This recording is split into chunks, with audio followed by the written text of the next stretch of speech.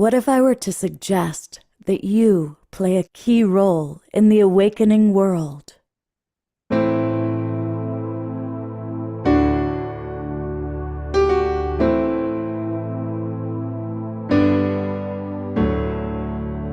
that you are watching this because you have heard the call.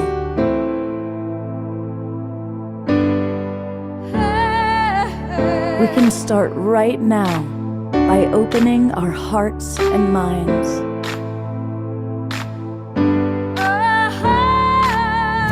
Welcome to the awakening world.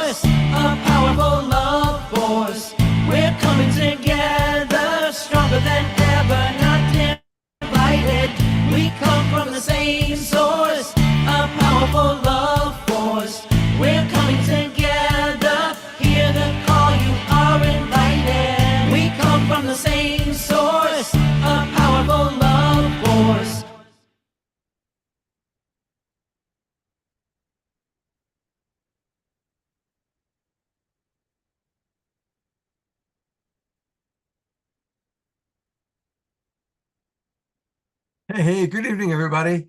And I've pinned those of you who are moving and grooving so the audience could see it. It's good to see you, Eleanor Joy, Reverend Jeffrey, Wild Monk Cherry. We're going to have a little time talking with Jerry tonight and Sylvia. So thank you for moving and grooving. I appreciate it very much.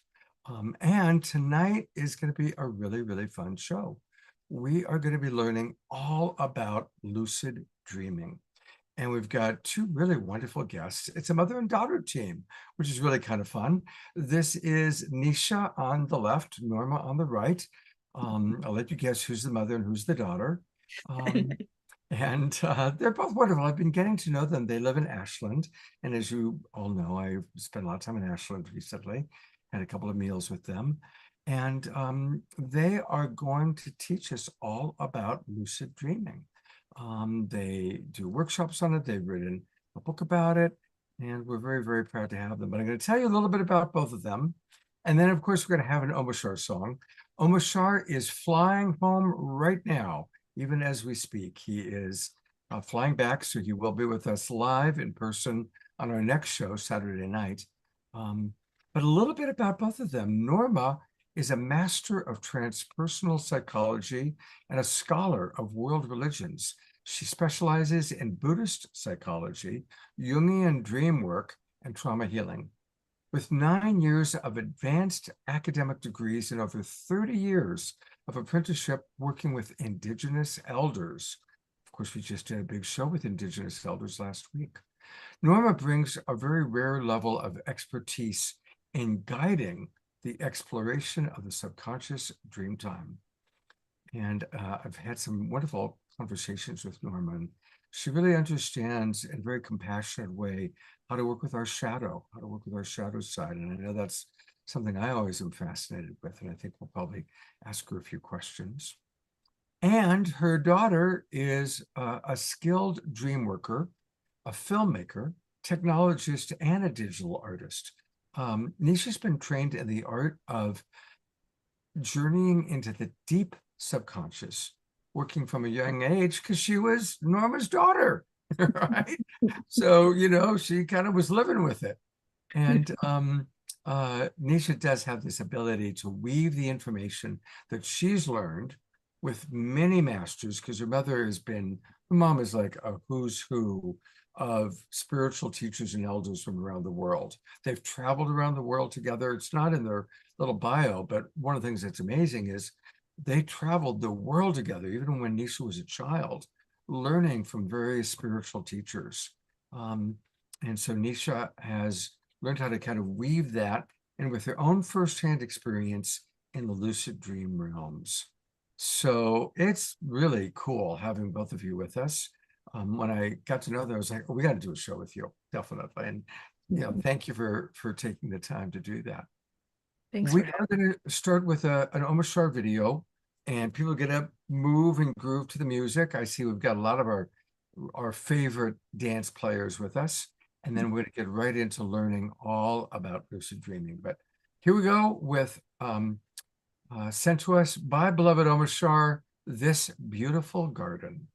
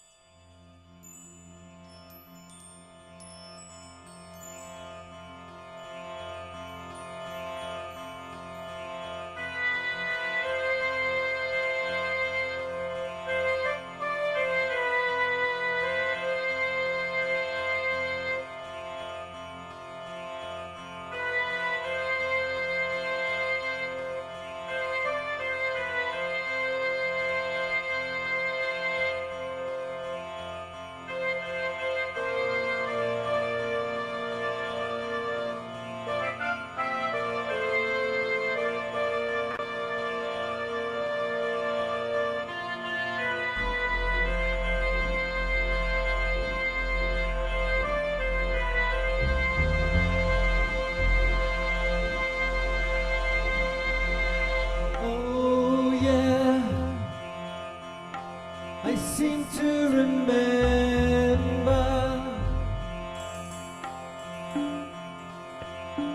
the time when we all were happy and my family, we all were together, singing harmonies, my sisters and brothers.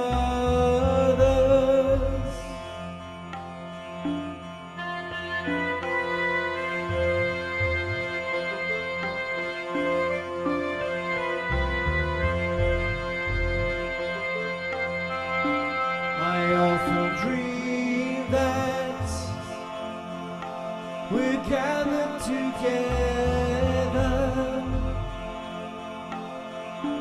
and we all live in this beautiful garden by a river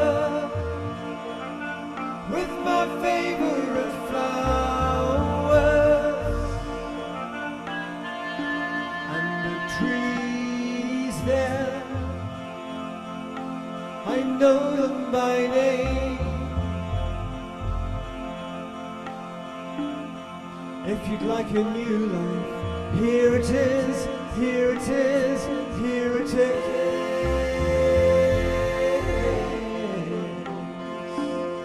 If you'd like a true life, here it is, here it is, here it is.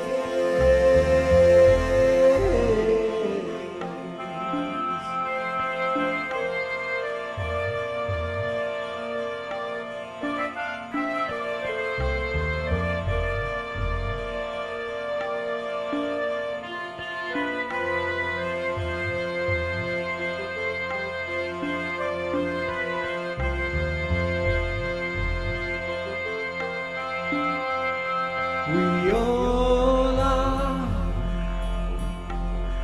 born of the great sun. We all are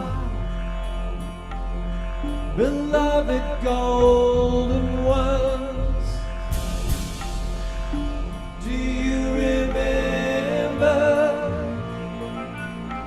You're part of the story. Do you remember that you are the glory? If you'd like a new life, here it is, here it is, here it is.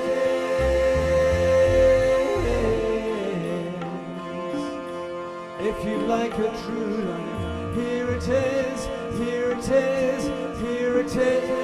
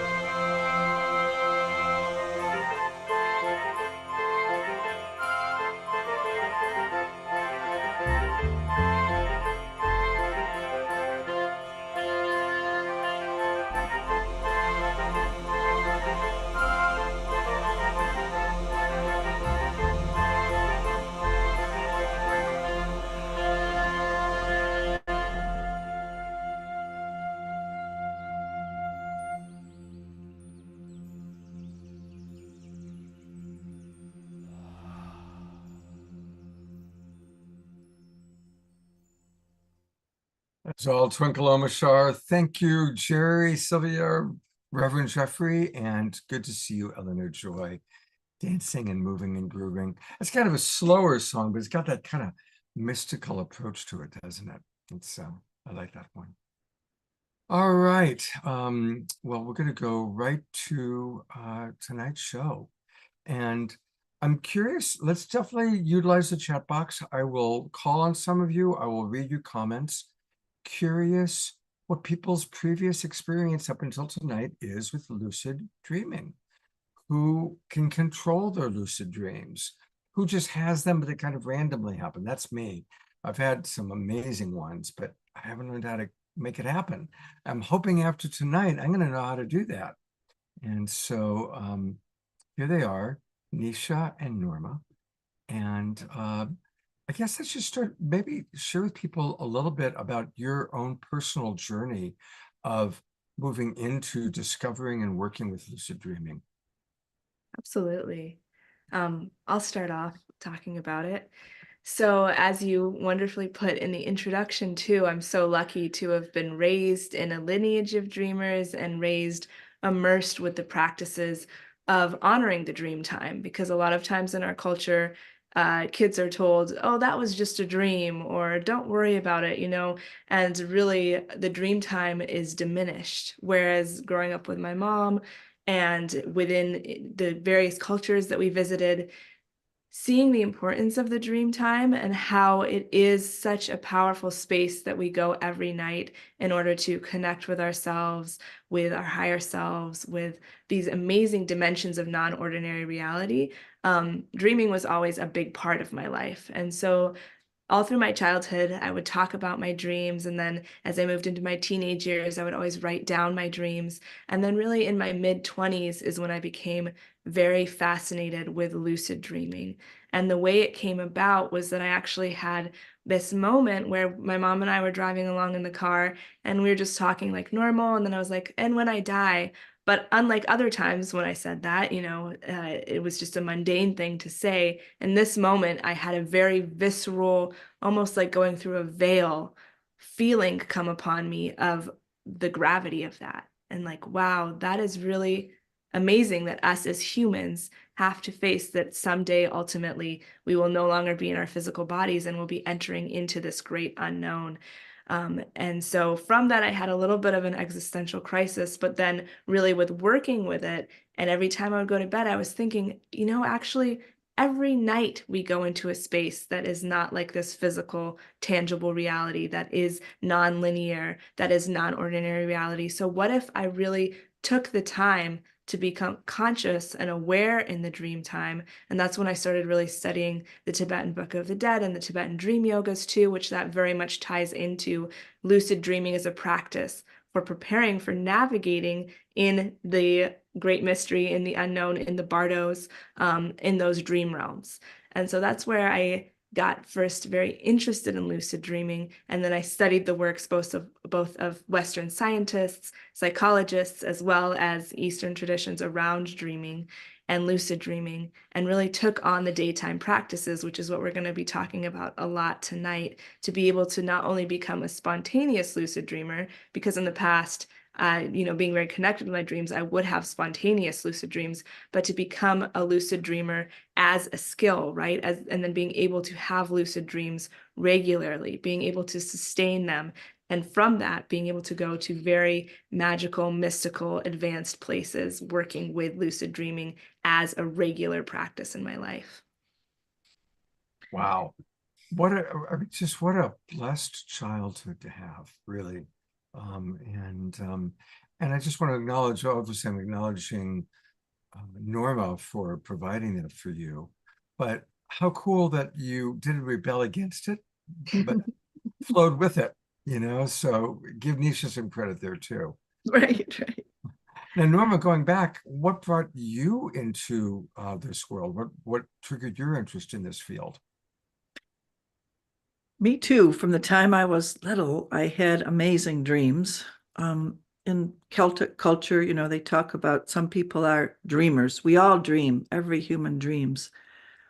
But it seems that some of us are flooded with dreams from a young age. And so I had many amazing dreams from the time I was very little that I couldn't even talk about to most people. Until more recent times, I've found others that also have had dreams like that. But I had dreams like being taken into spaceships and shown many things, and on a regular basis being met by beings that I could actually see in ordinary reality too.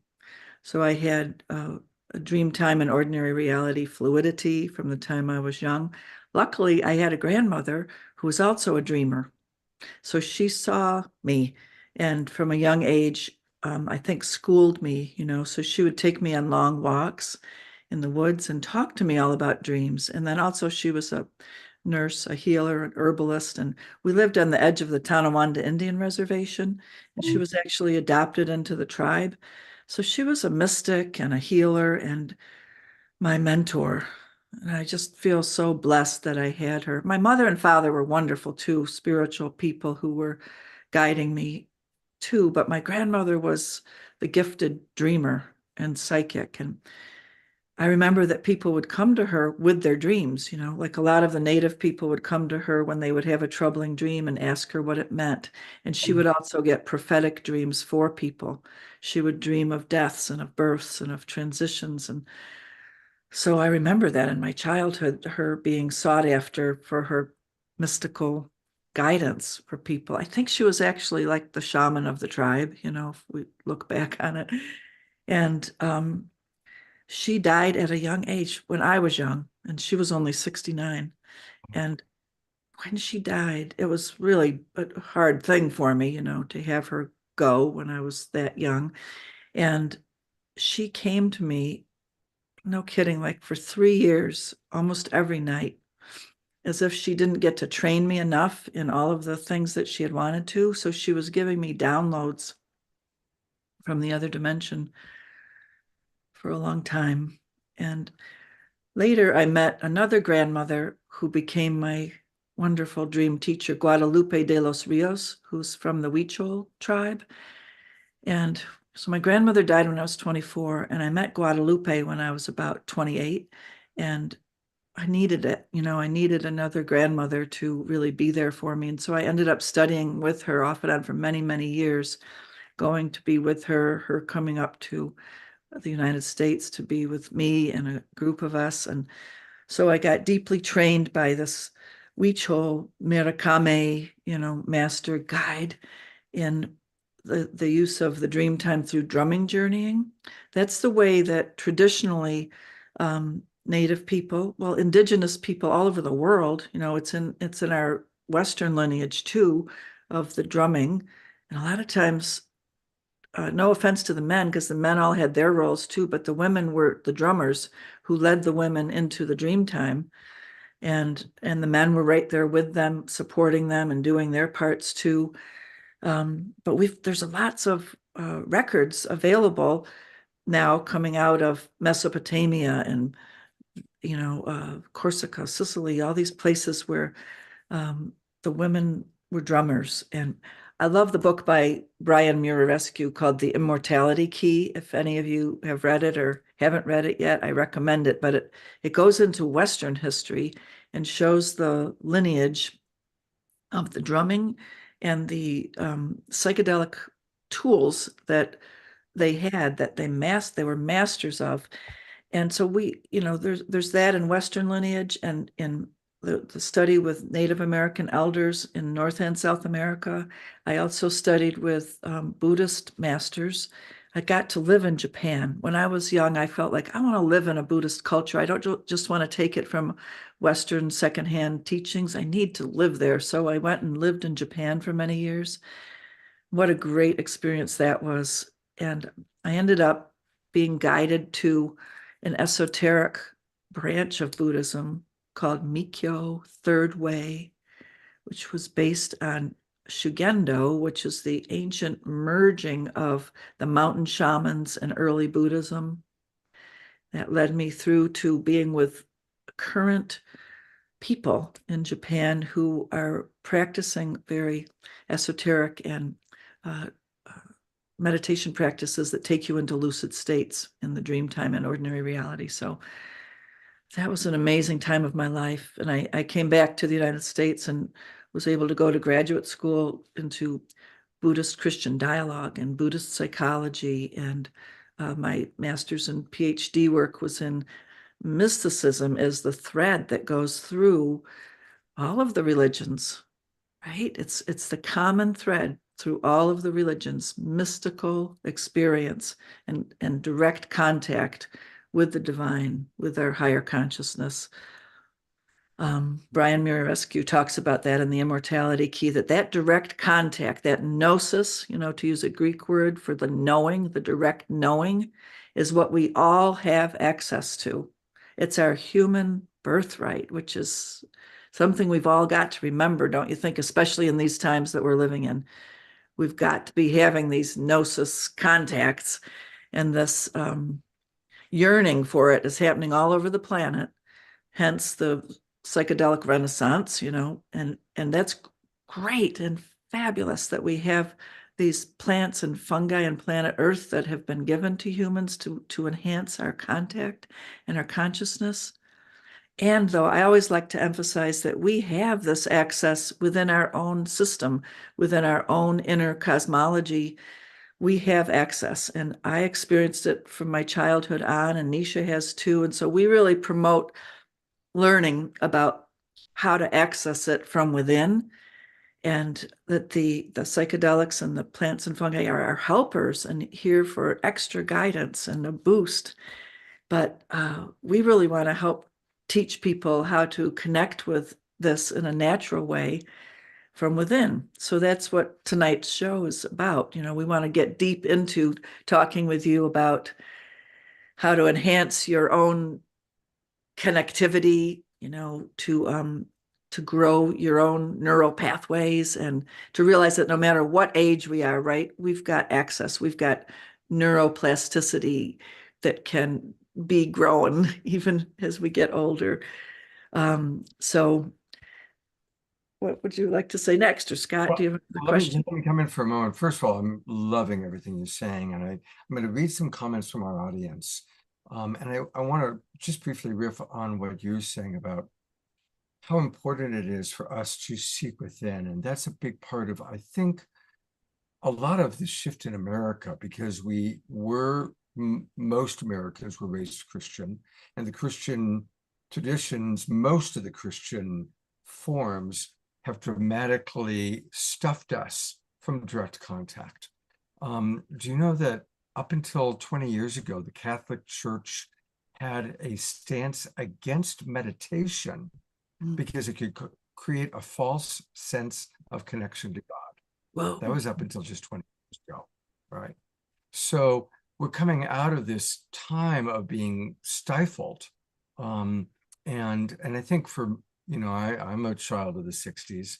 I think for many of us, it was psychedelics that woke us up, that oh wow, I remember now, it helped break us out of the matrix, if you will. Is my internet okay? I'm noticing it's a little spotty. Are you able to hear me okay? Yes. Okay, Yeah, great. you went out for a couple. I'm going to read a few comments.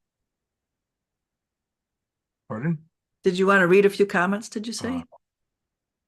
Yes, I'm going to read a few comments. So from Sylvia, she writes, the last few years, I've been blessed to be part of a shamanic trance experience led by Susan Josephson, the daughter of Felicitas Goodman, who was one of my father's teachers on his spiritual path. I which know included- her. Mhm. Okay, there you go. And speaking of knowing, Ayada writes, oh my gosh, Guadalupe de los Rios. I organized a tour of Vancouver Island for her around 1998, and she Yes. stayed with me in Victoria. She gave Wow. presentations, ceremony, and several places. What an incredible woman. It was a loss to many of us when she passed only a few years later. So there That's you go. Small wonderful world. that you got to be with her too. Wow. Oh, that's so good. Don Drake writes, drumming is a powerful way of accessing altered states of awareness. That's right. Absolutely. And then we do have our first question, which is Susan Bloomquist, who acknowledges what an awesome story of lineage for Nisha and also for Norma. But she's asking, can you actually define lucid dreaming exactly?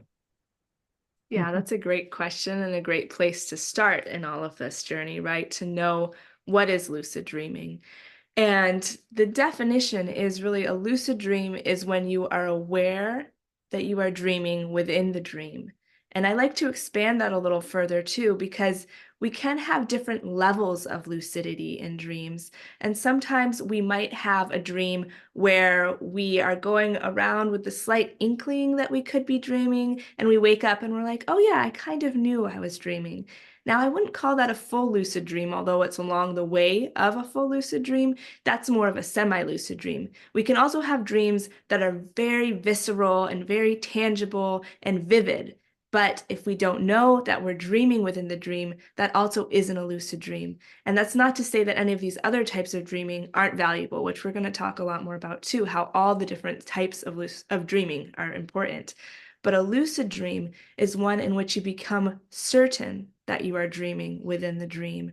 And when you have that aha moment, that click on, the quality of the dream really does change, where it feels hyper real. It feels as real as being in this physical reality. And you are aware that because you are dreaming, you can do things and interact with the dream material in ways that you wouldn't otherwise be able to if you didn't know you were dreaming.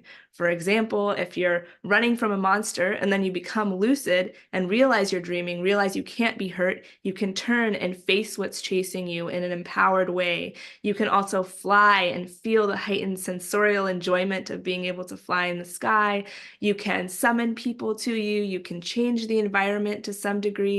And so there's all these ways once you do become aware that you're dreaming within the dream that you can really interact with that dream material. And we're going to talk a lot more about that. So just to start us off with as that definition, lucid dreaming is when you know you're dreaming within the dream. And then when you're able to lucid dream, there's techniques and ways to sustain the lucid dream too, because a lot of things that people run into when they're first lucid dreaming are the excitement around like, I became lucid, I'm so happy. And then they wake themselves up. And so the first step is to learn how to become lucid within your dream regularly, and then to be able to sustain your lucid dream. And then there's so much more that you can do after that too, which we'll definitely touch on as we're talking here tonight. There are practices that we have in our book that help you to start moving toward having more lucid dreams. And the book and the cards are divided up into 3 sections. And maybe we should just introduce that Yes. whole thing too. So Yeah. we co-wrote together, bringing together our 2 knowledge bases around the drumming journeys, the shadow work, the trauma healing coming from my mom, and then the lucid dreaming experiences. And there's a lot of firsthand experiences too in the book we co-wrote. And then we also created it as a package. It's a book and an oracle deck. So there's cards in order to learn the skills of lucid dreaming. And the reason we chose to do it this way is because, you know, as you all heard in the intro, in the beginning, I was reading and consuming a lot of content around lucid dreaming and absorbing it, loving it, learning from it. Then there came a point when I started to teach other people about it and talk to other people about their experiences with lucid dreaming and what their pain points were around being able to actually have lucid dreaming and have lucid dreams and being able to sustain the practice. And something I heard a lot of is that people would read through a book, be really excited about it, do the practices a couple times, have a lucid dream, but then kind of fall off of the practice, right? You can consume the content and then get distracted with something else. So we wanted to create a fun and easy way to learn lucid dreaming and have it be non-linear too, because the dream time is non-linear. So having a way for you to be able to pick a card and see what you're intuitively led to and what lesson, and each card has a lesson related to the dream time and to lucid dreaming, as well as, in the book is called Lucid Dreaming, Lucid Living, because it has a message around your daytime waking reality too, like you would find in a traditional oracle deck that helps you to have guidance for the questions of your life. And so much of what my mom and I's work is about is helping people to integrate ordinary reality and the dream time. And lucid dreaming is not something that just exists in your dream world and is cut off from your waking reality. Really, the two play together and infuse one another. And when you become conscious and lucid, both while asleep and while awake, that's where the true magic happens. And so with the deck, it's teaching through pulling each card what you need to learn, what messages are there for lucid dreaming. And it helps with the practice of it because, again, it's not about, you can read the book from start to finish like a regular book, but also if you just need a little extra inspiration around, okay, what do I want to learn today? Then you pull a card and you're able to get that message and that teaching in that way. The cards, Nisha created this whole method of working with, created the cards, you know, and then dividing lucid dreaming teachings up into 3 different sections that create the 3 different types of cards in the deck. And so one of the types of cards are these are dream signs. State checks. Oh, these are state checks, yeah. And the state checks are when you're in ordinary reality during the day, you need to do certain things that help you to check what state you're in. And like we think to ourselves, oh, we know we're awake during the daytime, but are you really? Are you dreaming, or are you know, everybody ask yourselves that right now. Am I dreaming or am I awake? But there are these state checks that you can do in ordinary reality. And what that's doing, though, really is programming your mind to question the state when you're in the dream time. So you need to do the daytime practice of state checks to get ready for your mind to ask that same question when you're sleeping. So state checks, for example, you may have heard the one that Carlos Castaneda would always talk about, which was looking at your hands in ordinary reality. And then when you go into the dream time, remember to look at your hands. In ordinary reality, your hands will stay the same, 5 fingers on each hand. But in the dream time, if you remember to look at your hands, something strange will happen. They'll have 6 fingers. One time Nisha had them turn into lobster claws. I heard another woman say that she was a waitress and her hand turned into a teapot, you know. So something strange will happen with your hands in the dream time. Another state check is to jump up off the floor. In ordinary reality, we jump up, we come back down. But if you jump up in the dream time, there'll be a hesitancy, or you jump up and you might keep going. Something different will happen with jumping. Mm-hmm. Or you can press your finger into your hand or into a hard surface. In ordinary reality, it stops, it doesn't go through. But in the dream time, it'll go on through. Yeah. And the reason that this is the first thing that we're talking about is because there are a few parts to being able to become a regular lucid dreamer, to really taking it on as a practice. The first one is to begin cultivating a questioning mind, like my mom was just talking about, where you're asking yourself the question, could I be dreaming?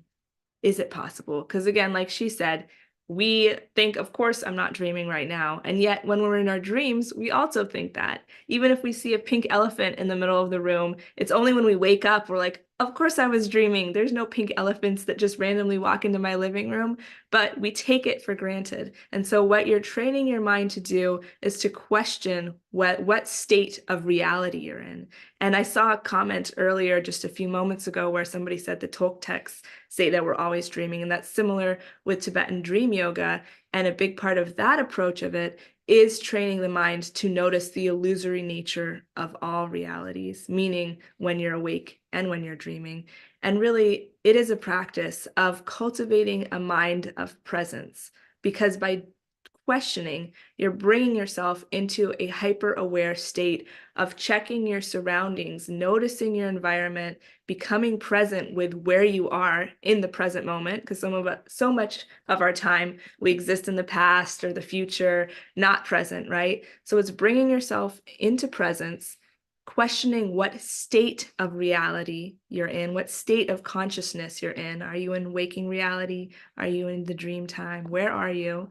And then, like my mom was just talking about, the first thing that you start to do then is perform a state check. And the reason that you do that is because, like I mentioned earlier too, in your dreams, sometimes you can have the sense that you might be dreaming, but you don't become lucid. That's because, we can have the sense of things, but when you do a state check, it's a foolproof way to test what state you're in. And Inception is a really popular movie that many of you have probably seen. When he's spinning the top in that movie, that's a state check to see if he's dreaming or if he's awake. And the reason it's so important is because it gives you that moment of realization. When you perform a state check and you see, oh, my hand turned into a lobster claw, or oh, I jumped up and I can fly, then you know you are in the dream time. And then, like I told you in the definition of what lucid dreaming is, when you know with certainty that you are dreaming, you become lucid. So the state check a lot of times is really the key that flips you into that fully lucid state. Sometimes you can just go into it naturally, but to guarantee regularly that you're able to switch into lucidity, doing the state checks throughout the day, you're doing it while you're awake, then trains your mind to also do it while you're sleeping. And when you do it in a dream, then you become lucid. I just saw somebody here, right? That's what I've learned. It's okay. Been a while since I've seen myself flying. Yeah, that's a great example of becoming lucid in the dream. It often happens as you start to fly. That's like gravity is no more. Like we were saying, you jump up in ordinary reality and you come back down. But in the dream, woo, you realize, oh, if I kick my feet, I can take off. I'm flying. Well, you can remain non-lucid in flying, right? I've had a lot of dreams where I'm flying in the dreams, but I don't become lucid, right? But if you start to practice these state checks during the day, then when you fly in the dream, it'll be a click, a signal to you, oh, I can ask the question, am I dreaming? And then you're like, yes, I'm flying. Oh, I'm dreaming. And then you wake up in the dream. And then that's the very beginning, the tip of the iceberg. And we want to get into the fuller iceberg tonight too, like all the things that can happen in the lucid dream state. But we're talking about the entry to it right now.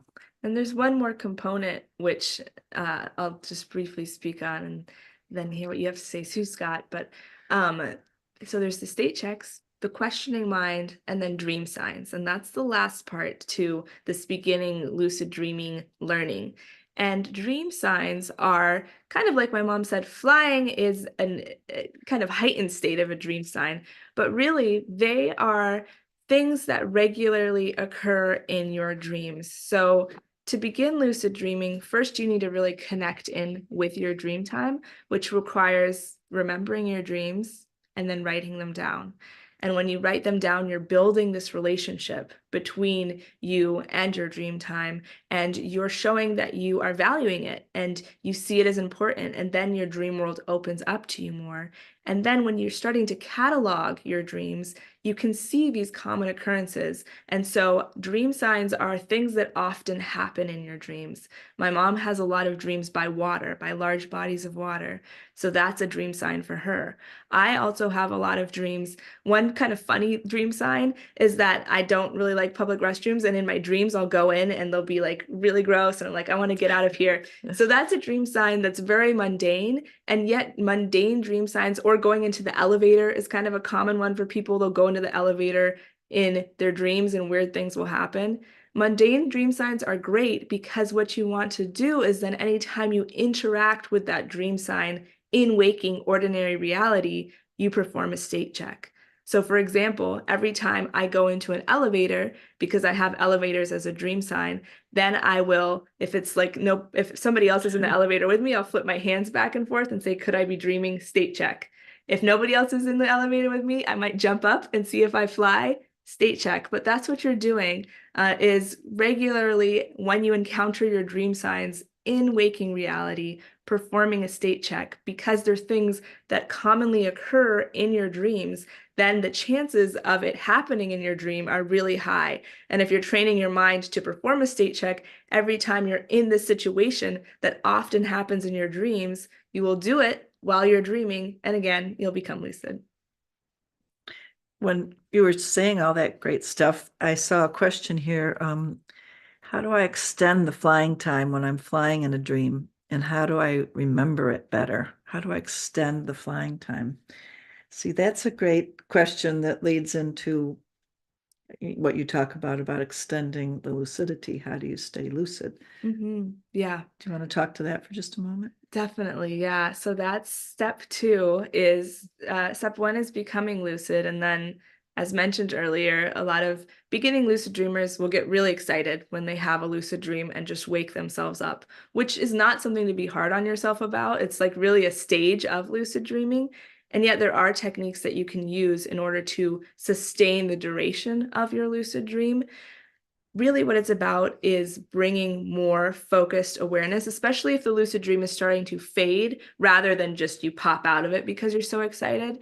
You can focus your attention on a point on the floor or on the ground, wherever you are. And by having that focused, pointed attention, the dream will form back around you, because again, it's bringing the awareness back into the present moment, back into the presence of lucid awareness. You can also focus on a single object or point in the dream. It's really about really interacting with the dream material in a pointed focus way. Another thing you can do is spin around in a circle, and there's some science around it even that's pretty interesting, but it has to do with your inner ear and the balancing mechanism. But if you spin in the dream, you know, you're lucid in a dream and you spin around in a circle, it will help you to reform the lucid dream around you and bring lucidity into a clearer presence. So with the earlier question about how can you keep flying, really, when you become lucid, then you're able to fly in a way that you can't necessarily fly in a regular dream, because in regular dreams it might just stop happening or whatever, and you don't have much agency. In a lucid dream, because you know you're dreaming, you can keep flying and keep going. And then if you're able to maintain the lucidity, then you can maintain flight too. Now, there is this third element that we'll talk about a little bit later, but we call it the co-author, which is this other presence, this other awareness, if you want to call it your subconscious, your higher self, God, the universe, etc., that you are meeting and even more directly facing within a lucid dream, that plays with your dreams with you. And so sometimes things won't go according to plan, even if you're lucid dreaming. Some people say, oh, you know, in lucid dreams, people can just do whatever they want and control the dream totally. And really, that's not my experience. And many other lucid dreamers confer that you have a lot of agency, but you don't have total control over the dream. There still is this other force that you're interacting with. And it's really a joyful experience to have that and to see and come in direct connection with this co-authoring force within your dreams. I can see that you're checking the questions, so I'm not going to repeat them. I'll let you choose, Norma and Nisha, which questions to answer. But I do want to bring us to, I think, a very fundamental one. which is the idea that this is actually a dream world, which is something I personally believe. But I noticed that somebody else mentioned the Toltec belief around that, we're in a dream within a dream within a dream within a dream, that this is a dream within the astral plane, and the astral plane is a dream within the causal plane.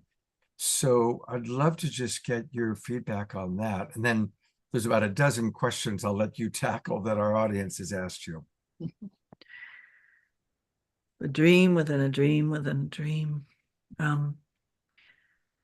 Having studied shamanically all over the world, there are 3 basic dimensions that we go to, right? There's the underworld, the middle world, and the upper world. And then there are levels and levels within them. In our book, we write about the 6 realms of dreaming in Tibetan dream teachings. So, and in the Bible, even St. Paul talked about going to the 7th heaven. So you hear in all different cultures about the many levels of lucidity that you can go to. I really appreciate the teachings, though, of the 3 basic sections of other consciousnesses that you can go to.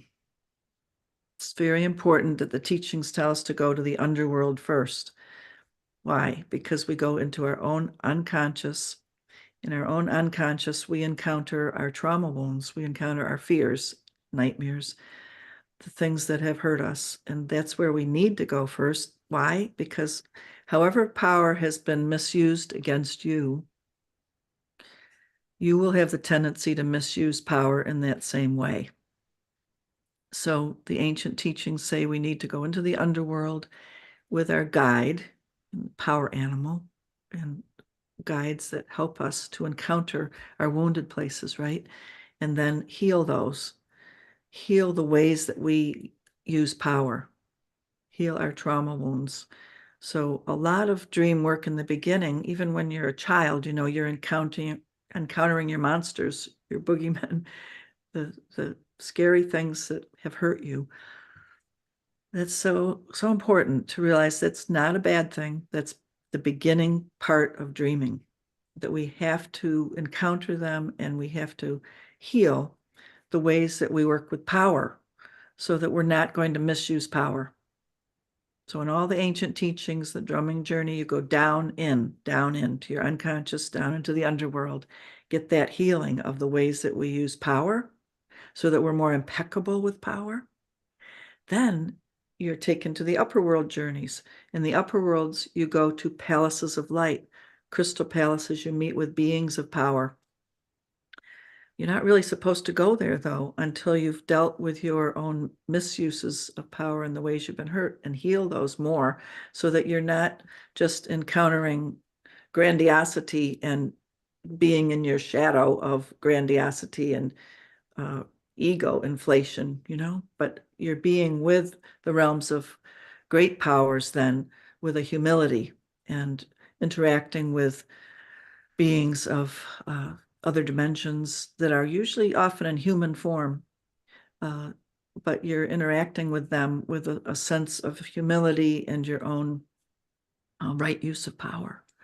So if you've studied different religious traditions, you can hear what I'm saying. In all of these traditions, there's teachings about having to go within first and spend many years within, surrendering and dealing with your own healing before you travel in those other dimensions of power. Then there's the 3rd dimension, which is the middle world. The middle world is linear time-space reality. And that's the final place, not the first place you're supposed to go, but the final place, because shamanically speaking, we can actually change history and change the future, right? You've heard the saying, you can heal 7 generations backwards and 7 generations forwards. We really can heal time, space, reality when we're using power correctly and in alignment. So that's a great power to have, to be able to heal the middle world and in ordinary reality. So the middle world journeys are actually the final journeys. So that's one aspect of multidimensionality that we're talking about, right, Scott? Like the dreams within the dreams. And nowadays, though, like think about the movie Everything Everywhere All at Once and all of the Marvel movies. A lot of insight is coming about traveling in multidimensional realities. And it's amazing, right? That the common person can go to the theater and watch Everything Everywhere All at Once. And the kids are being affirmed that there are all of these multi dimensions going on all at once, and that we might be in these other dimensions all at once. I'm a person that's actually from a long time ago been having these dreams of being in other dimensions all at once, being me, but being in these other dimensions too. Maybe some of you have had those dreams too, but I'm just blown away that in our times, like movies are being made about it, and the common public is being able to know this, like I think in the Aquarian age, we are really going somewhere quickly into the access of multidimensionality for all of us, and we're being rapidly prepared for it, right? Yeah, and the most popular movies, the Marvel movies, are all about the multi-universe. Yeah. So it's like kids are really getting indoctrinated with it, which is beautiful. It's fantastic. Yeah.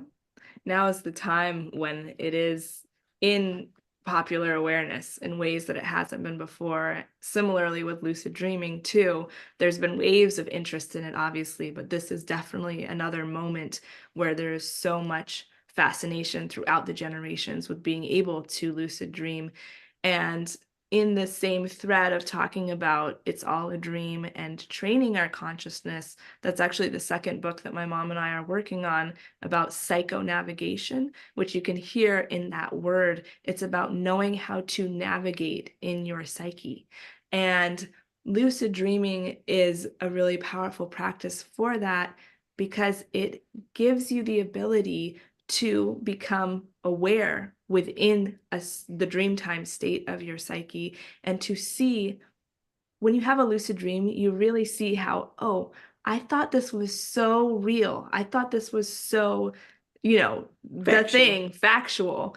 But now I realize it was all a dream. And that's with the Tibetan dream yoga too, like you heard me talking about earlier. That is the practice of realizing that, oh, I also think that this physical reality is so real, and yet it's a dream as well. And that's not to say it in a spiritual bypassing or an overly, just taking it for granted way. Like there are rules to these different realities that we are navigating through. In a dream time, there is not death, and you can jump off the bridge and fly, right? But in physical reality, there's gravity. That's a reality and a rule that exists here. And so the same thing will not happen. You'll crash. Gravity will take its toll, right? If you jump and think you can fly in waking reality. And so it's not about disregarding the realities once you learn how to become lucid. It's really about becoming actually more aware of the different rules and spaces that your consciousness is traveling through all the time. And again, even in waking reality, we are going through various states of consciousness constantly, drinking coffee, getting altered that way, or having a certain experience that's very heightened, having a spiritual experience, having more mundane experiences. In the dream time too, when you become lucid, you realize, and also non-lucid, you realize there's all these different types of dream states that you go through. And then another aspect of that is with out-of-body experiences and astral projection. And I've had a lot of those too, and I've worked with astral projection and out-of-body experiences a lot as well. And those are a different state. They're slightly different from lucid dreaming. And so that's a whole world and reality that you learn the rules of too, and that you learn how to navigate. And so really in realizing it's all a dream, so to speak, you realize that there are all of these spaces and opportunities to become lucidly aware of what reality you're in, and then work with it and navigate it through that more conscious awareness, which is so empowering and so powerful. And back to what my mom was saying earlier, we're really on a big mission of helping everybody realize that they have access to that within themselves, which I'm sure all of you know and feel deeply in yourselves already. But it is so exciting because you do really gain a new level of confidence and empowerment when you realize that we were born to be navigators of consciousness and be aware, and really we can all do it. And I want to highlight something you were saying about the rules and the different types of multidimensional consciousness. When I lived in New Mexico, there was a teacher who a lot of my students were also going to, and she was, I say, confused about ordinary reality and the dream time, which people can become confused, and it's crucial. It's like life and death important that we learn the rules in the different dimensions of consciousness and keep those rules. Okay, so she was teaching her students that we can ignore the rules in ordinary reality. If you're really enlightened and living in the dream time, you don't have to pay attention to the rules of ordinary reality. And so she told them, I'm going to prove this to you. I'm going to the big bridge in Taos, New Mexico, and I'm going to jump off of it. I'm going to prove to you that we can be ignoring the rule of gravity, and I'm going to live. I'm going to jump off the bridge and I'm going to live. So she jumped off the bridge and she died. She died, right? She crashed and her body was dead. Her students were all confused, and I mean, some of them really on the edge of maybe a psychotic episode or something, trying to cope with this. And they were saying, well, she was a master because, so what if she left her body? Because then she was going into another dimension of consciousness. And no, that's not right. Like, we are here to honor the rules of ordinary reality and learn how to be impeccable with the rules in this dimension and honor them, and then learn the rules of the other dimensions and be impeccable with the rules there. And so it was a big opportunity, to teach people there about this basic truth that we are here to be completely humble and honest about our limitations and the rules in ordinary reality, right?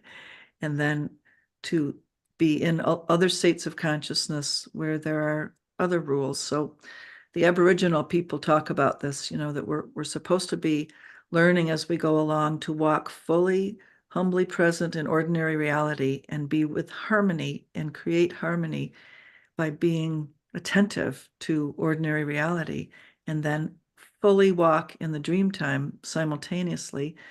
So they said, the Aboriginal people said, they had to walk very slowly, because to be fully aware in other dimensions while being fully aware in ordinary reality, they had to be very careful to sing the song to this rock, to speak to this tree, to sing the song of that bird in the dimensions as well as in ordinary reality. So, wow, that practice of being fully conscious and doing the right thing in the various dimensions. How do you like those examples? And off of that, just one more thing too, which is, some people wonder, well, if I start lucid dreaming a lot, and if I start seeing that I'm becoming lucid in dreams, am I going to get confused? Or the lines going to blur between the dream time and ordinary reality in a bad way? And of course, different people have different predispositions psychologically. It's great to work with therapists and psychologists if that is something that you're dealing with. But for most people, really what happens is actually you become better at distinguishing the different states of reality, because you're consciously and continuously questioning and studying what reality is like when you're awake. You're studying, okay, what are the laws of this place? Like, can I put my finger through my hand? Can I do these different things?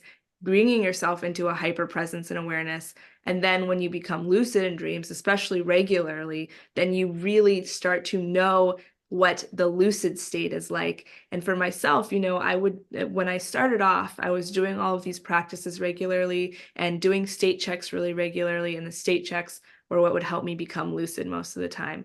However, as I started to really learn the lucid state in my own inner terrain, then I would switch into lucidity without doing a state check, because I would just be in the dream.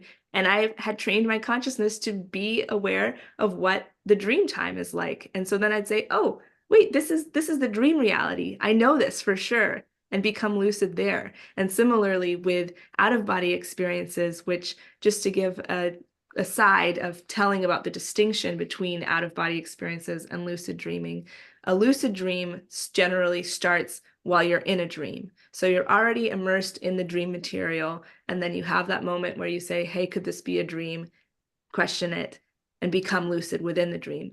Out-of-body experiences oftentimes happen while you're in bed in the in-between state. And a lot of people have experienced this in-between state with sleep paralysis, which is where your conscious mind is coming back online before the effects of your sleeping body being paralyzed, so you don't act out your dreams, have worn off. And this is, within our minds, within our bodies, we have this mechanism to help us not act out our dreams. And so it's natural. It happens to a lot of people. And yet it's a perfect moment to be able to go into an out-of-body experience, because your body is still immobile, but your conscious lucid awareness is turned back online. And a lot of people will have scary visions and scary things happen in the state, because it is a disorienting state in and of itself, and you're in the in-between. But if you can move past the fears around that, which we teach and talk a lot about how to move past the fears of the sleep paralysis state, you can really use it as a springboard for being able to have an out-of-body experience. Because then what you do is, when your conscious mind comes back online, your physical body still can't move. You can pull your dream body, your astral body, however you want to name it, you can pull that up out of your sleeping body. And then you are in this physical world reality, so to speak, that's slightly different too, though. You're in the third state that we're talking about, which is kind of this astral out-of-body experience state. And you learn the rules of that too. And you learn how that feels different, and you learn how to study that reality as well. So you're hearing in these different examples that there are ways to train your mind, your psyche, your conscious awareness, your lucid awareness, to recognize what state you're in. So I just want to ask everybody out there, have you had a sleep paralysis moment? Have any of you had that, where you're waking up and then you can't move? You're not able to move your body. So that's what she's talking about, that sleep paralysis.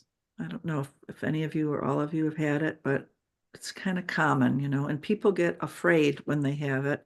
And so lots of times scary images or beings come into their mind when they're in that sleep paralysis. But what Nisha's saying is that in that time when your brain is biochemically not yet activating your body, it's a very valuable moment. See a lot of yeses there. Thank you. I see a lot of yeses. See, it's a very valuable moment, because it's a doorway, it's a portal into lucidity, and possibly into an out-of-body experience.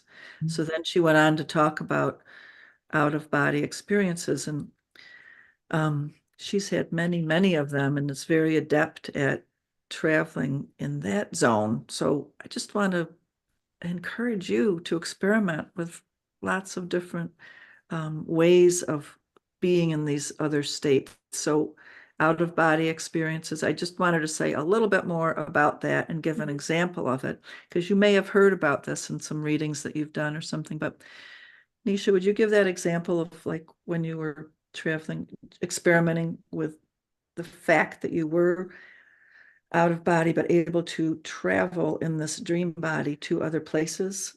Absolutely, yeah. And you all might be familiar with Robert Monroe too, who has done a lot of writing about how to have out-of-body experiences and developed technologies around it too, with sounds.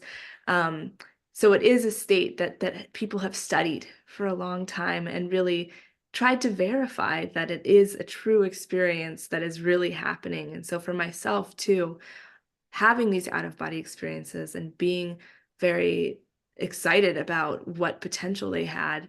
I'll start from the beginning. So I was in a sleep state. I was dreaming, and then I had the sleep paralysis experience where my mind came online before my physical body was able to move. And because I had been working with it a lot, working with the fears that arose, in this moment, I wasn't afraid. I was excited. I said, okay, good. Now I can pull up out of my sleeping body. And a lot of times it'll feel kind of like Velcro, where you're pulling your dreaming body out and it's unvelcroing from your sleeping body. And so then I came out all the way and was in my room and looking around my room, which looked very similar to my physical room, just had a slightly different, more dreamlike quality to it as well. I looked down at my hands because it's good to do state checks in the out-of-body experience too. And they were a bit more solid and looked closer to my physical hands than they do in lucid dream experiences a lot of times, but they were glowing blue. And I said, okay, I know that I am definitely not in a waking reality experience and state. So then I thought, okay, well, I remembered that when I went to sleep, I had the intention, and this is a really important part of lucid dreaming. And this whole practice is setting clear intentions of what you'd like to do once you become lucid or once you have an out of body experience. So for that night, I had the intention to try and go make it to visit my friend who was in Hawaii, who was very far away because I was in Southern Oregon at the time. And so I was walking around my room and I said, okay, I'm going to get out of my room now and I'm going to start going. And I tried to go out the window, but it was not quite right. And so I said, no, actually, I'm going to go out the door. And so then I went out the door and I was out in front of my house in this out of body experience in my dream body. And I was thinking, how am I going to get all the way to Hawaii? I don't do I fly? What do I do? And I started to picture the oceans of Hawaii and this very particular beach. And as I pictured it, I felt myself flying kind of through a wormhole almost towards, and this big gust of like a wind kind of pushing me back. But no, I was so focused that I would make it all the way there. And I made it all the way there to the Hawaiian beach. And then I thought about my friend's house and I made it all the way there to the house. And I went into the room and I looked around and I was like, I'm going to study what's in this room and where everything is, because when I wake up, I want to check if this is where it was, if this is what it was. And so I studied it all. And then I woke back up eventually and I called my friend and I said, hey, did you have this poster over here and this thing right here? And he was like, yeah, I did. And I was able to verify, like, wow, I really had this experience and I really was able to do that. So that's one example of the out of body state and what it's like and what types of things you can do within it. And then there are amazing things that we are called upon, I think, by spirit to do when we can become more masterful in these realms. So I, for example, through many, many years of my life have been called in these out-of-body states to go to places around the world where there are traumatic things happening. And in this dreamtime lucid state or out-of-body state, I visit situations where people are dying and I help them. In real life, I've been a hospice chaplain for many years, and so I help people dying and passing through that portal in ordinary reality. But in the dreamtime, I would be taken to all different places around the planet where difficult things were happening that I didn't consciously know about. So here's one example of it. But one night in a lucid state, I was taken to Japan there was a big recreation building and children and teachers were there playing in this big like gymnasium type building. And I knew that a tsunami was coming and that they were going to die. And so I whispered in the teacher's ears, let's draw them all together in a big circle and all the adults surround them and sing songs to them and comfort them and help them know everything's going to be okay. So we did. We huddled around, everyone was together and we're all singing. And then the giant waves, could see them crashing in and the building was crashing down. The next day I woke up and I thought, wow, that was a strange dream. Why did I go there? Why did that happen? And I don't often turn on the radio, but in that moment I turned on the radio purposefully, Spirit had me do that because I heard on the news that a tsunami had hit in Japan. And the only thing that had, the deaths that had happened were in a recreational building where all the children and the teachers were. And so there I was, having been guided to help them, get ready for it so that the passage could be more comforting for them. So we have missions in ordinary reality and in the dream time. We all do. You do. I just want you to know that and be aware that the dream time is super important, right? We are multidimensional. We are doing a lot of things. We're serving in a lot of ways. It almost brings tears to my eyes, to realize how much capacity we have, and Spirit needs us to be awake in the dream time because there's a lot for us to do in the multi-dimensions. And one thing that we talk about too is the beauty of this work is that you can approach it from so many different directions. People are coming at it from a more psychological or spiritual or scientific lens. And really, with lucid dreaming, it is very approachable from any of those ways. And so, if you want to take it as a spiritual practice, like you're hearing, there's so much that you can do with that, and so much that you can do to connect into other helping of people, other dimensions, your higher self, the universe. It's all there for very transcendent, incredible experiences.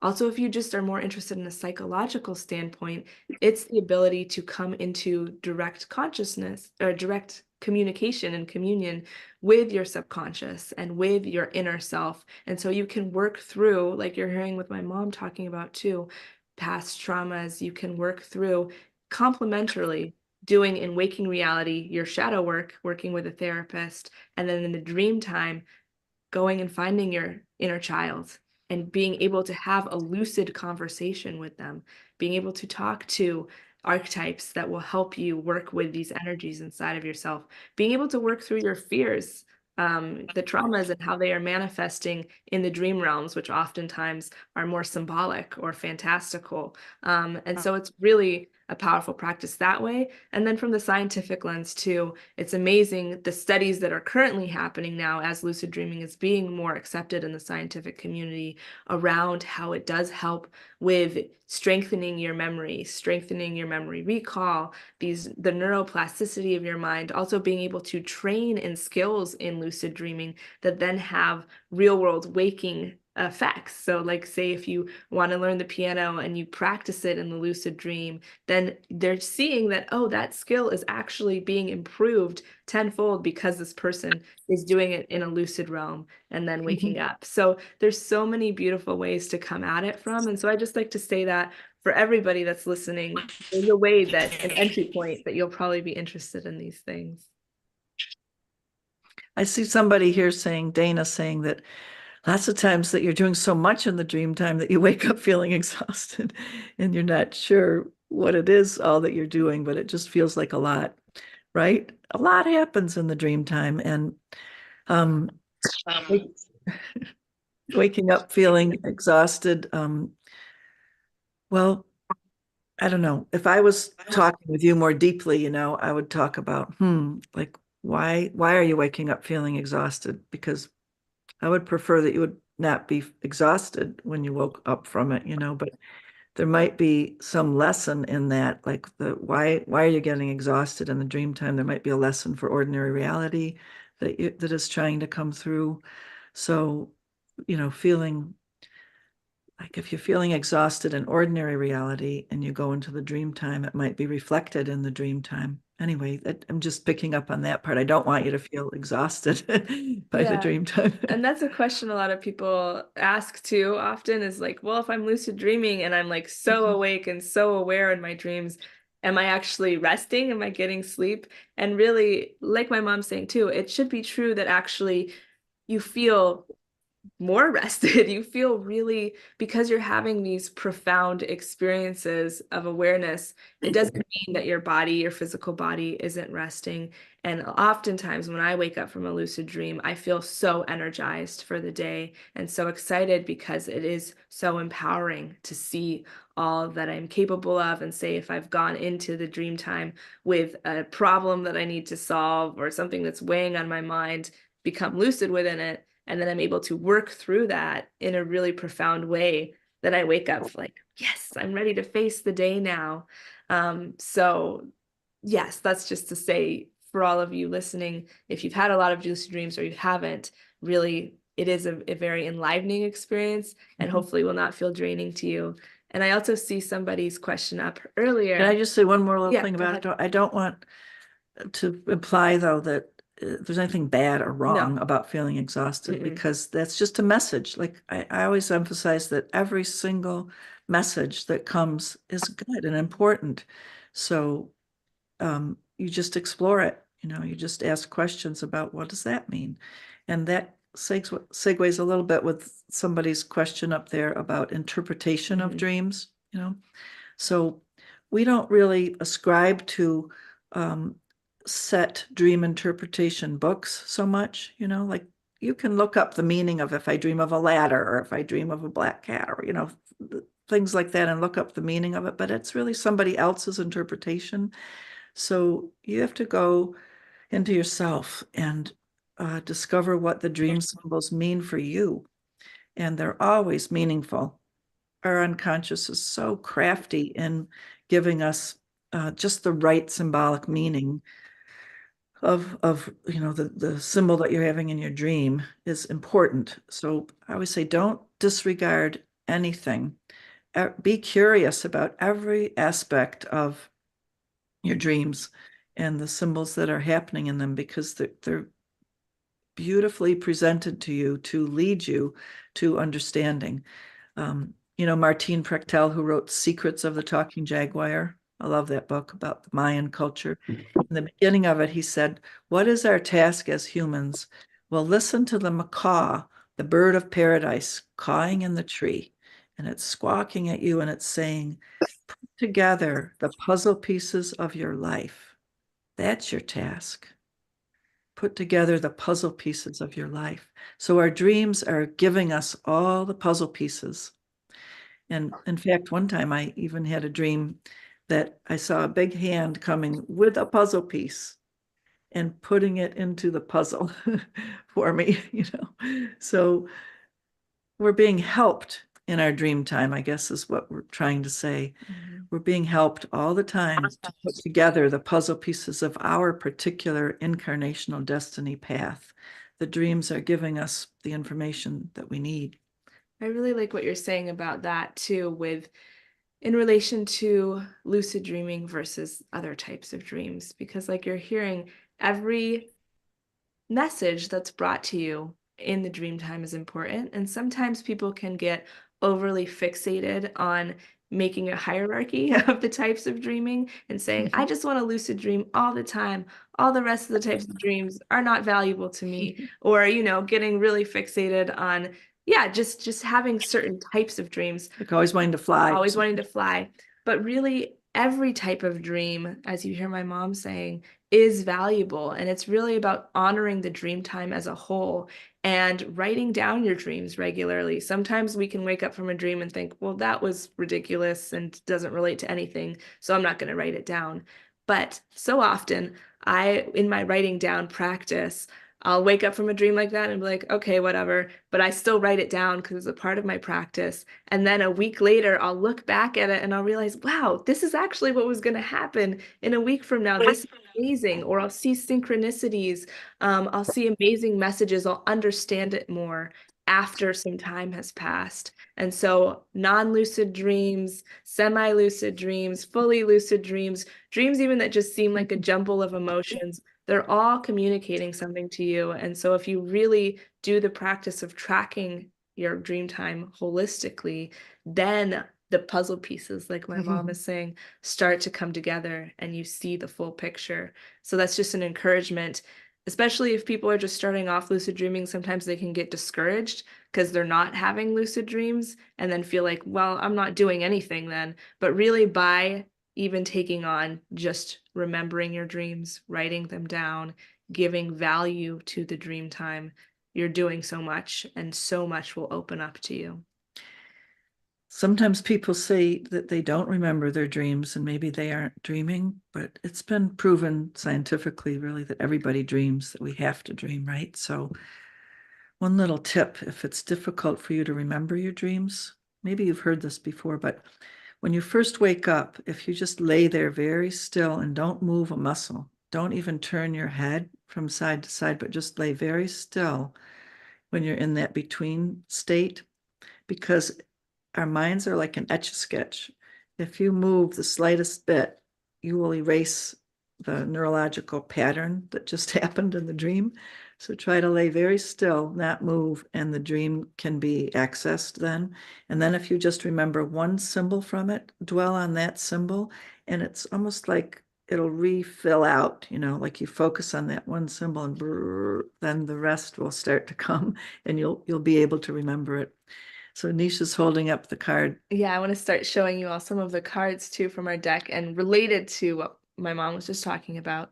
This is the first card in the deck, and it's the Dream Recall card. And we created this metaphor for remembering your dreams, which is catching the tail of the dragon. See the little person See the there? person right there that's catching that tail, because really that is what it's like, is if you can grab onto just a piece, a feeling, one moment, one image from your dream, and stick with it, oftentimes you'll find that you've caught the tail of the dragon, and then you're on that ride back into the full unfolding of what your dream was, into remembering it all. And so to not get discouraged, but just try to remember in the same position that you wake up in, even a slight inkling or feeling of what the dream you were having. More times than not, you'll probably find that quite a bit of it starts to return to you. So we've covered a lot of ground, and I saw earlier, much earlier, and then another question again around shared dreams and shared lucid dreaming, which is a really amazing and fascinating topic too. And a lot of times what it takes and why people don't have that as often, or there isn't as much literature out there about it, is it takes a community of dreamers, and it takes other people that you are in a lucid dreaming practice with. So for myself, I've had a lot of lucid dreams where I have met up with other lucid dreamers in the dream space. And it's like this recognition where I'm going through my dream lucidly, and then I look at one of the people and I'm like, wait a minute. And then I'll talk to them and I'm like, are you lucid dreaming right now too? And they'll be like, yeah. And so then we'll have this whole experience together of a shared lucid dream, which is so profound. And yet what it also takes to verify those things is knowing those dreamers in waking reality. And so that's another aspect of what my mom and I are doing, which is starting to teach workshops and lead groups in lucid dreaming. And we're getting ready to launch a masterclass in lucid dreaming too. And as you're able to build up more community of people skilled in the practice and the skill set of lucid dreaming, then that becomes more possible, because then you can have an intention with somebody else that is also on this lucid dreaming journey to try and meet up in that space. I think I'll just segue to talk a little bit about that. I've lived in Ashland for 20 years, and I've been teaching my Journey to Completion classes here, which are in my year-long training program in using drumming journeys and your regular dream time to work on your shadow work. And so I do it in groups. And so I've been doing it all these years. And so over 4,000 people in Ashland have taken the Journey to Completion and have gone into the dream work that way. And so there's an infusion in this community, of people who are working in the dreams. And then I've taught it to people all over the place with Zoom.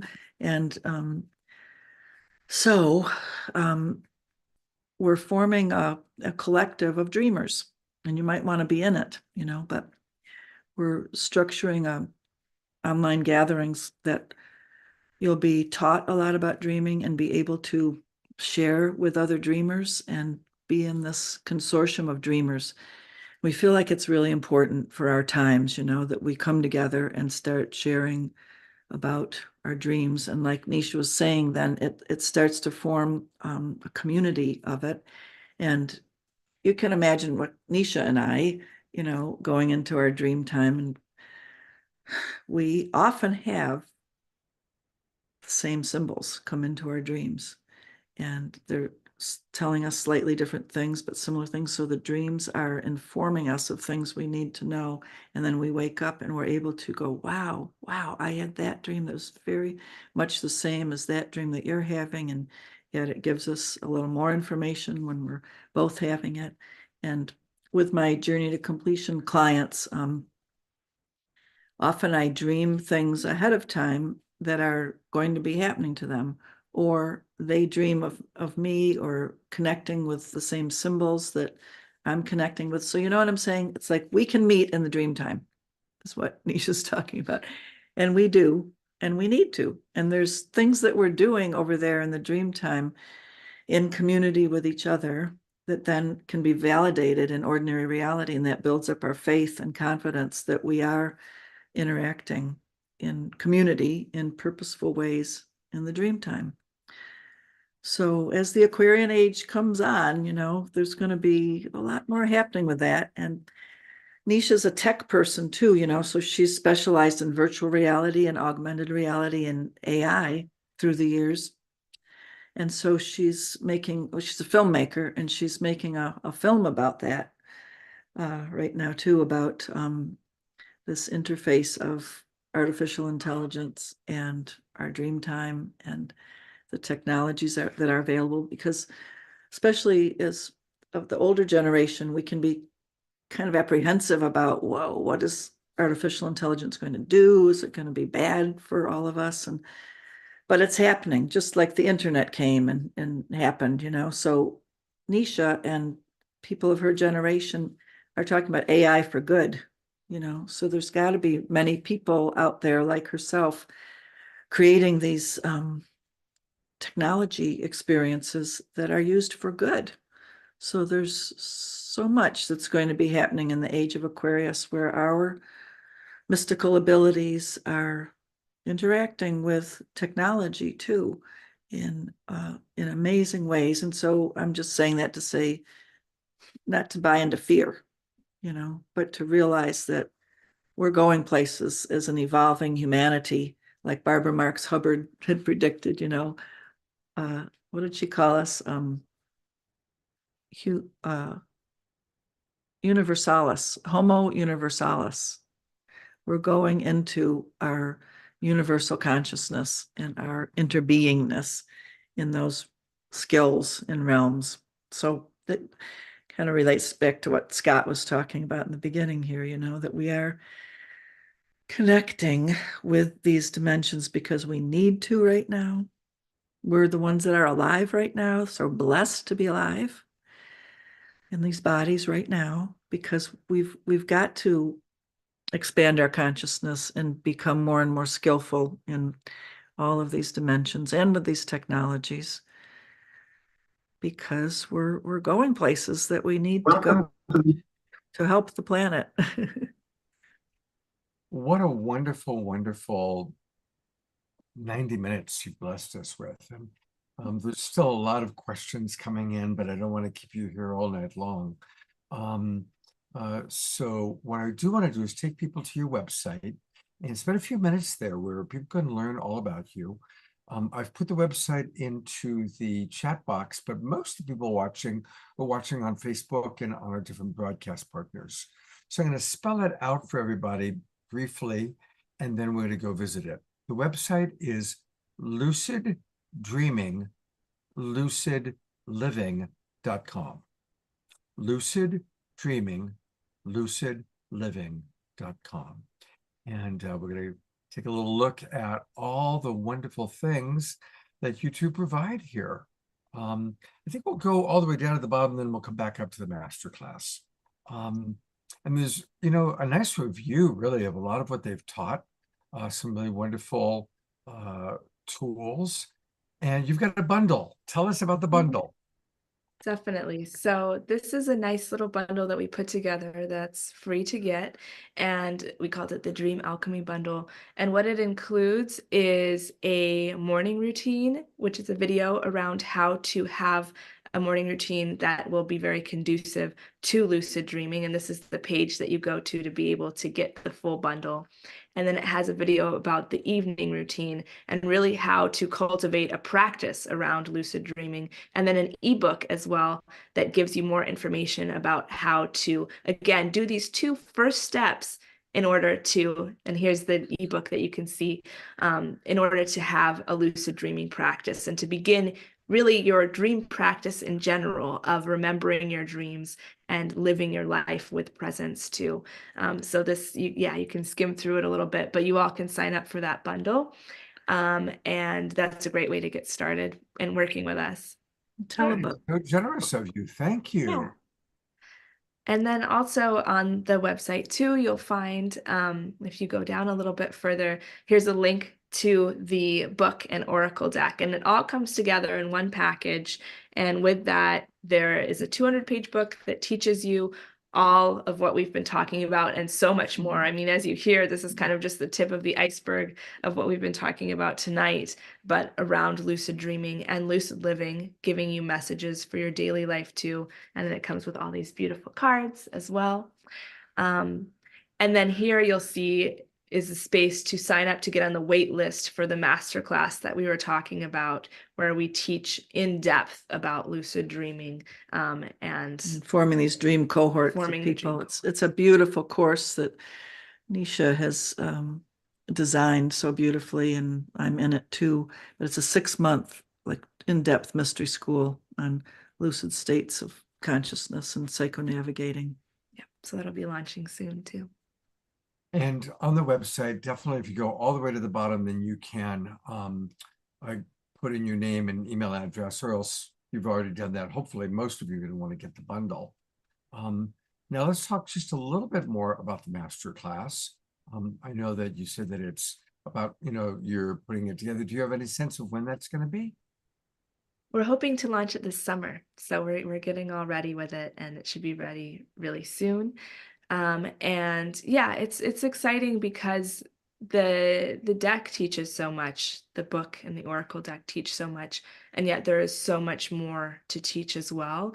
And being able to have us as the teachers and guides that are walking you through it, it's part passive, but then there'll also be moments where we all come together in community, like we're talking about, and are able to have questions, have a dialogue once you've begun doing these practices and learning from us, and then also connecting with a community of dreamers. And that's really what we are building out, is a way to continue to build this community of people who are wanting to be lucid and wanting to venture in through drumming journeys, venture in through doing their deep shadow work, and then also through lucid dreaming to be those on the planet that are doing all these things.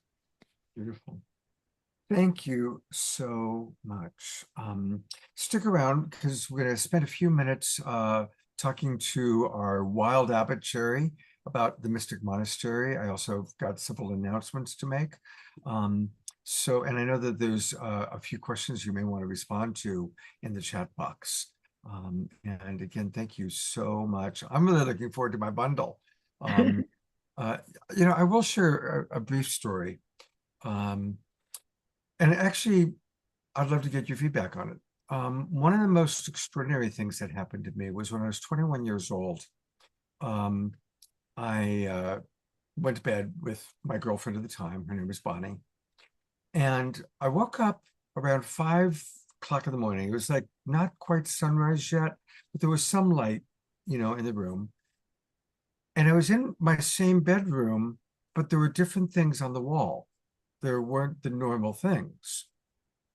And I looked at who was next to me in bed, and it wasn't Bonnie. It was another woman who I actually ended up having a long, long friendship with this life, and we never slept together. And all of a sudden, I realized I was in a different reality.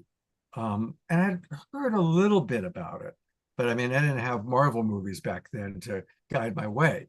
So I was in a different reality. And I got scared, because it was like, oh my God, And I remember being afraid, what if she wakes up before I go back to sleep? I've got to go back to the other reality.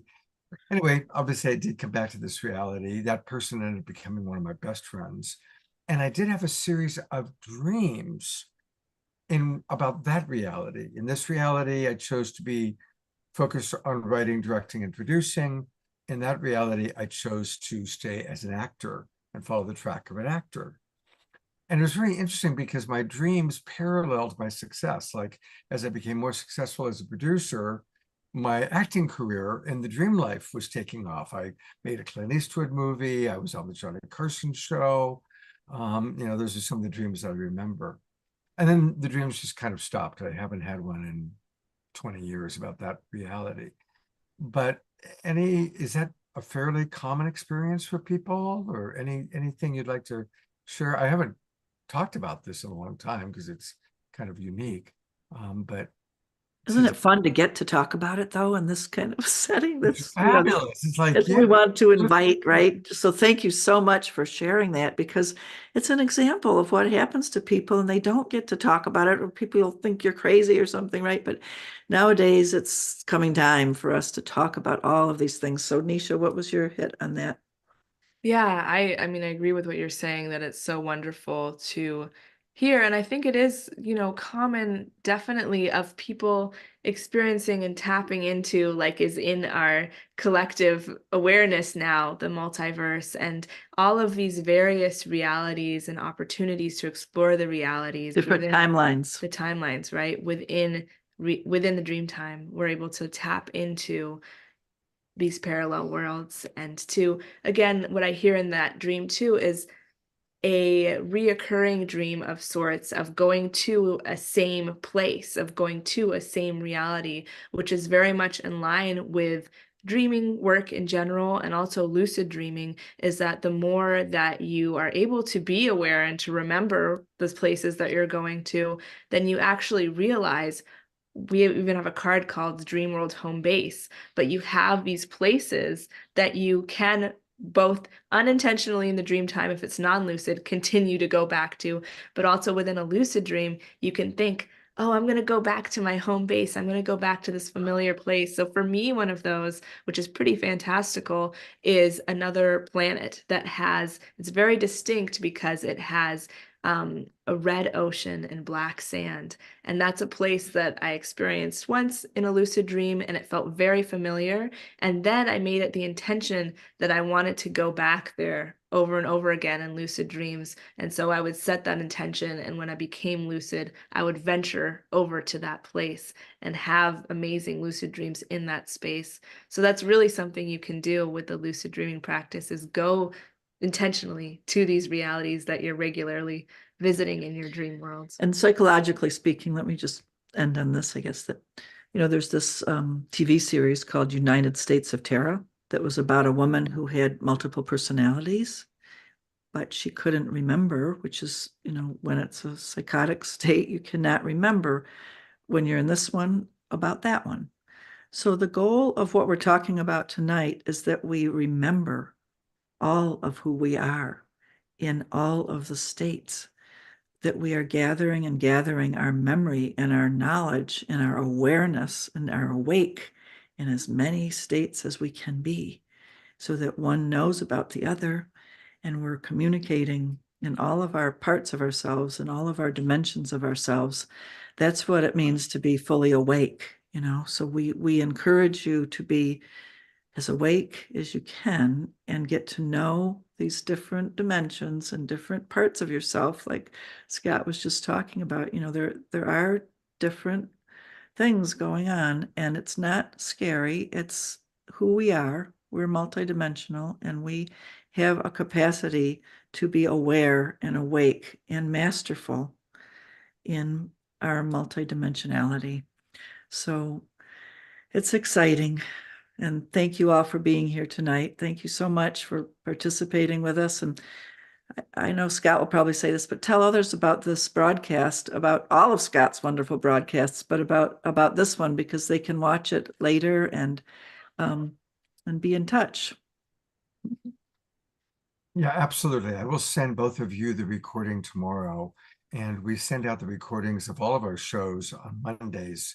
And all of our shows also live on our YouTube channel. And this is a classic. This is an evergreen show that'll be of value for years to come. So I'm very, very grateful for it. I also hope that my internet is okay. Can you hear me? Because I'm, you know, Good.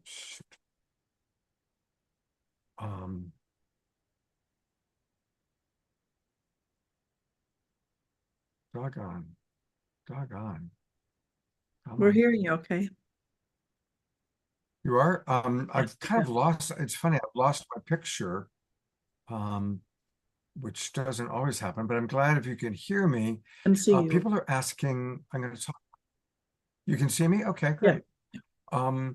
People are asking about Piper Dellums, and I heard from Piper yesterday. First of all, she's been watching most of our shows on Facebook. She's still a little shy to come on camera. Oh, I think his internet might have dropped right in that moment. While Scott's coming back, one other thing that I'll mention is that, as you see in the links here too, we also have Instagram and YouTube channel where you can find a lot more regular content, and it's a good way to engage with our teachings regularly. Yeah, Nisha's got a lot of great stuff on the YouTube and the Instagram short and longer things on the YouTube that you'll love watching. So tune into that and tell others about the YouTube and Instagram. I hope he can come back, but Should we I can show some of the cards. Oh, look at, maybe he's back now. Maybe. no, I don't Here know. we There he is. Okay. We are so reliant on our technology, aren't we? Were you able to catch everything I said about Piper Dellums? Or did you miss me? We heard part of it and then you dropped off. Popped up. Bottom line, she's not out of the woods yet. There's they found another mass. There's a lot of work still to be done. So let's keep Piper into our prayers. Let's definitely keep her into our prayers. I was very happy to see Eleanor Joy was with us earlier today. Eleanor Joy, I'm going to put the spotlight on you for a minute if you want to share with people your update. Can you hear me, Scott? Yes, we can, Eleanor Joy. Okay, so I'm still in hospital, as you can see, and it's been a long haul, much longer than ever expected. But I am going home Tuesday, and I'll be going home to my place. It's just too small in Ian's place, so I have to have home support because I can't really function on my own. And so I'm not out of the woods, but at least I'm by Tuesday I will be home. Okay. Well, we're going to keep up your prayer, the prayers, and let's just take a moment right now and just send maximum grace to Eleanor Joy. Maximum grace to Eleanor Joy. Maximum grace to Eleanor Joy. Thank you, Scott, and everybody. Absolutely. Love you all. We love you very much too. Absolutely. We have a lot of upcoming events. So everybody kind of pay close attention. I'm going to go in chronological order because every night there's something happening for the next week. Tomorrow night is when we're going to be doing a special event. I will be in Sebastopol with the Twin Ray. And they're doing a live event in Sebastopol, but I'm going to live stream it out to all of you. So all Global Peace Tribers will get the Zoom room link. I'll email that out in the morning. For any of you who are watching on Facebook, time to join the Global Peace Tribe. Just go to globalpeacetribe.com and join, and then I'll send you the link for all of the events that you're about to see. By the way, speaking of this Twin Ray, I mentioned to Sanandaji that you will be on the show tonight, and he sends both of you lots and lots of love and looks forward to connecting with you, ideally, when we're all back in Ashland. they left today to come down to the Bay Area. So they're also going to do the New Living Expo. So hopefully we're all going to get together and have break bread together sometime soon. So lots of love to you from Sananda Ji and Shakina Ma. Anyway, so everybody, the event tomorrow will start at 7 o'clock Pacific time, 7 o'clock, and it's going to be a 2.5 hour conversation with the Twin Ray. They will take some questions. So hopefully we'll get some questions in from our audience. And then this weekend, I'm going to be coming to you live from the New Living Expo. We're going to have a lot of fun. You might recall every year we do that. We come from the New Living Expo. Alan Steinfeld will be my roving reporter, bringing people in as he has for other conferences we've come from. And old friend Daniel Brinkley's promised to stop in and visit with us. So that's going to be our show on Saturday night. Now we're getting close to Earth Day, and there are some wonderful Earth Day events that are going to be happening. And I want to make sure that people know about them. So I'm going to try and do my best to go in chronological order of all the Earth Day events that are happening. The first Earth Day event is this Saturday, April 20th. So this is actually happening just before my show. On Saturday, April 20th at 4 o'clock Pacific time, 7 o'clock Eastern. It's free. It's put on by our friend Mitchell Rabin. Kristen Hoffman will be singing. Charles Eisenstein is amazing. Bruce Lipton. It's a really good group of people. So I strongly encourage you to do this. And you can find out everything by going to abetterworld.com. Abetterworld.com is where you can learn about that. And then I think he's actually in the room with us, Andrew Kane, who's our dear friend. He came to the Global Peace Tribe retreat in Los Angeles. Andrew and his friends are putting on another event on Sunday, and it's Planet Heart's 16th annual World Peace Earth Day celebration. I know that Andrew put into the chat box how to register. Go to www.planetheart.org, planetheart.org, and get all the information on that. And Andrew, if you're still with us, you can put some information into the chat box about it. Then on Monday, we have another special event that is a Global Peace Tribe event. For those of you in Northern California, we are going to have a live conversation with Danny Sheehan at the Sunrise Center. And Danny is someone I've known for decades. He is the attorney for consciousness. He was the attorney for Karen Silkwood before she was murdered. They made a movie about her with Meryl Streep playing the role. He was the attorney for Daniel Ellsberg. He was the attorney for Standing Rock. And now he is the attorney for the whistleblowers coming out of the Pentagon, talking about what's really happening with UFO stuff. So if you're in Northern California, come to the Sunrise Center. That's in Corte Madera. Meet him in person. I'll be there. But for most of you, of course, you can't do that. So I am going to live stream it out. And again, there'll be a special live stream address for that. You do need to register. I sent that link out today, and I'll send it out again tomorrow to everybody that's part of our Global Peace Tribe. So everybody on our email list will get that. So we got a lot going on, and we're really excited about it.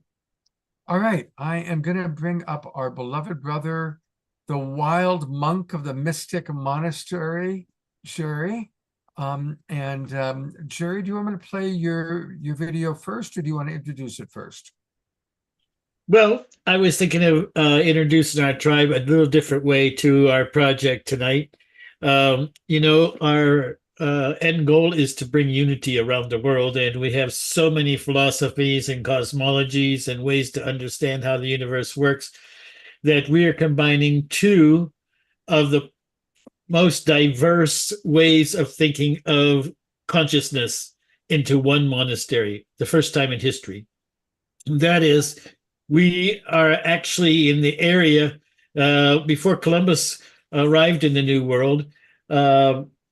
It was populated by the Taino people in the area behind me, and this was their sacred river that most of their cosmology and so forth talks about. And we have in the English language about 500 words from the Taino language, like canoe, barbecue, hammock, papayas, even hurricane is a Taino word. And the center of this river passes through our property 19.2 kilometers. And we are the caretakers as it passes through three mountains on the way to the sea. And this is the indigenous side of our heritage. And then on the monastic side of our heritage, which monastic basically means almost all the religions that connect with any type of religion, whether they're Buddhist or Hindu or Christian or whatever.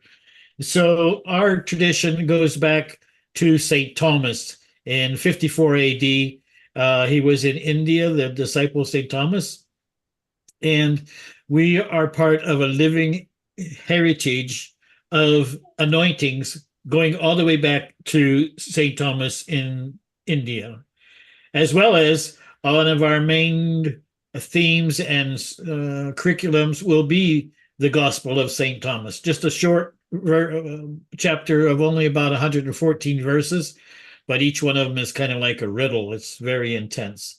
So we're combining together in this Puerto Rico, you might say, the convergence of all the different types of philosophies on Earth for the first time.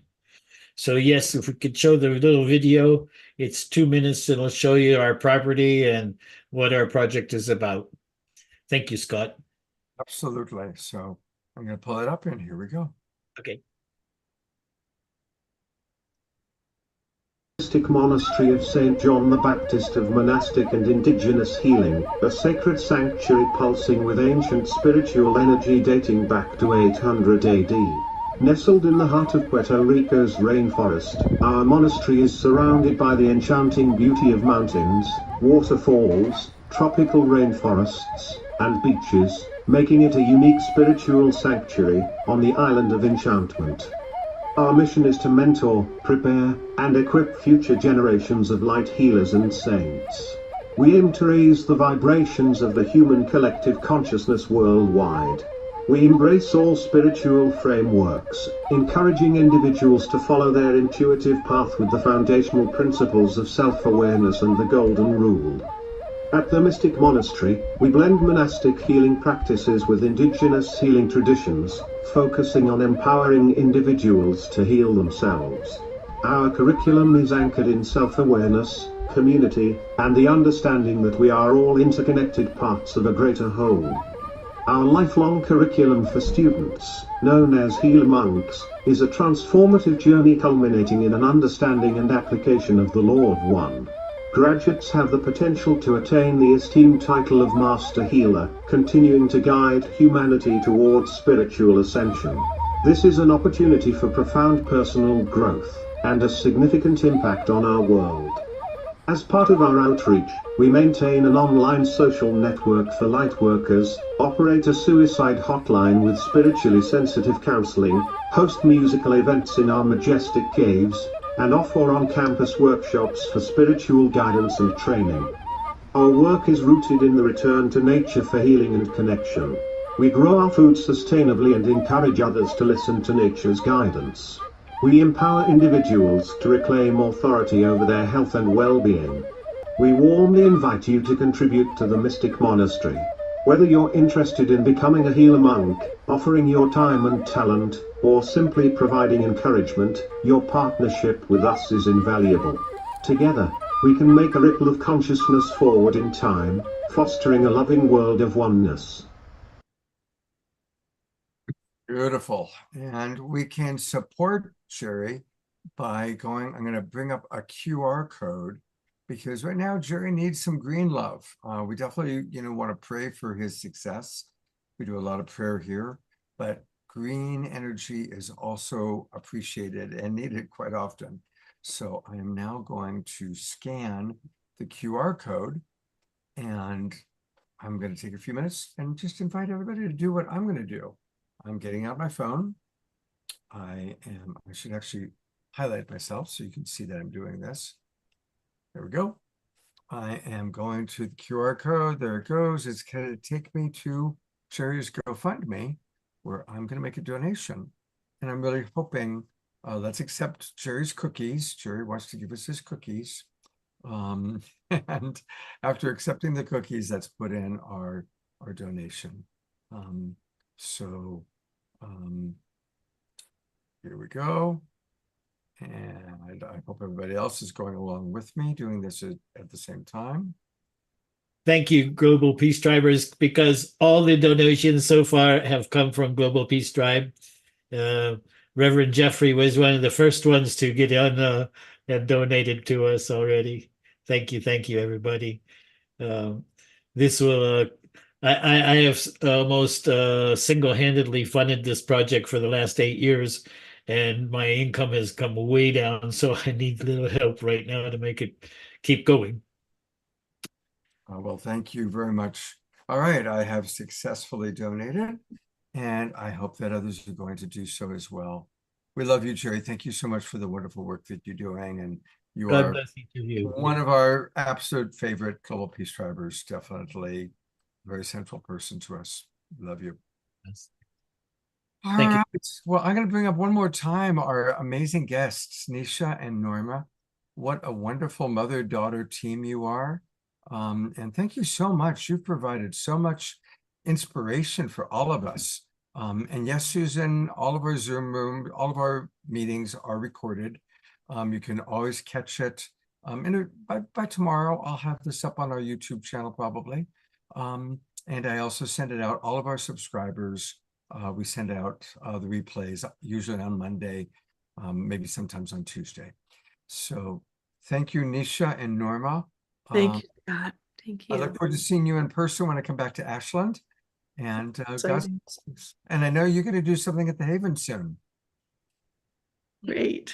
Thanks so much for having us on, and wonderful to be with all of you. Thanks, Scott, for all you do. My pleasure. Take care, everybody. I hope to see you all tomorrow night for our special event, and have a beautiful evening. Good night, everybody.